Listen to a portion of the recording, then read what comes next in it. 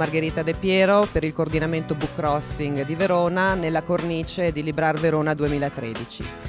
Mi hanno chiesto di presentare l'attività del Book Crossing, che è semplicemente lasciare libri in libertà, liberi di viaggiare, liberi di seguirne anche il percorso. È molto semplice diventare book corsari, come ci definiamo noi. Ci si iscrive al sito del Book Crossing Italia, ci si dà un nickname e basta solo un indirizzo mail, non servono altri dati. Dopodiché si prende un libro dalla propria libreria, gli si dà un numero di targa che viene assegnato dal sito e si comincia a seguirne il viaggio. Le soluzioni poi sono tante, abbiamo molte zone di scambio protetto. Quest'oggi è stata inaugurata la nostra zona di scambio presso la Biblioteca Civica di Via Cappello e sia lì che nelle altre zone che a Verona sono fisse per lo scambio potete trovare le informazioni per iniziare a seguire i libri con degli occhi diversi.